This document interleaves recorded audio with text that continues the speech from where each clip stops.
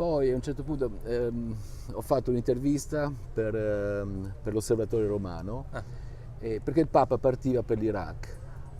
E in quella circostanza ho capito che, intanto mi affascinava l'idea che da Lampedusa all'Iraq, in questi 9 anni, Lampedusa fu il primo viaggio del Papa, Sì, è vero. e l'Iraq l'ultimo viaggio, e C'è due luoghi in mezzo simbolo, c'erano diciamo. 2 luoghi simbolo dove c'erano i miei penultimo e ultimo film ai tempi.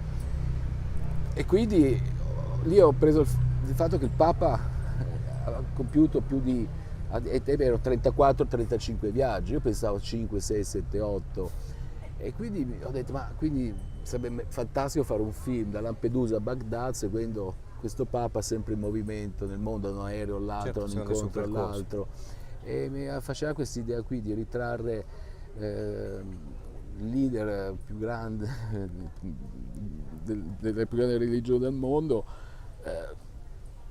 in movimento, e che però diventasse anche uomo, e non so, attraverso lui trovare anche un racconto dell'umanità, della condizione umana, no? Perché facendo tutti questi Certo, luoghi si eccetera, rifletteva quindi nel si suo rifletteva nel suo percorso. percorso, e da lì è nata un po' l'idea del film.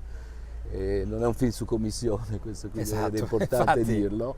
Non è che il Vaticano ha No, chiamato e ha detto assolutamente, io sono Gianfranco, ci andato, ho detto io servirebbe... vorrei provare a fare questo film, ho preso 6 mesi di tempo per capire se ci poteva essere E se questo film, e se poi la poteva RAI funzionare. è entrata come produzione. No, però ho incontrato il Papa con Fuoco a Mare, quando ho finito il film, lui ci aveva invitato in Vaticano Anche perché Pietro lui è Bartolo. uno dei grandi temi per lui la migrazione, e quindi Sempre questo sì, film, l'ho sempre citata. non so se l'abbia visto il film, però sapeva di questo film, e quindi ci ha invitato lì dove ci siamo incontrati, e poi dopo 9 anni c'è stato di nuovo questo incontro. Io ho seguito pochissimo, non sapevo nemmeno quanti viaggi avesse avesse fatto. fatto il Papa, però ricordavo benissimo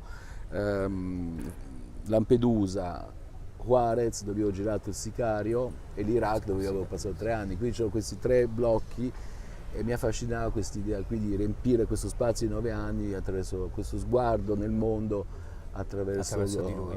questo uomo di Sì, buona esatto, perché alla volontà, fine dietro tutto che c'è diventa l'uomo. pellegrino nel mondo, no? Un tempo i pellegrini arrivavano a Roma, e adesso a lui andare dagli ultimi, quindi come si sono ribaltati i Rovesciamento ruoli, dei ruoli. una sorta di via crucis postmoderna. Esatto, esatto.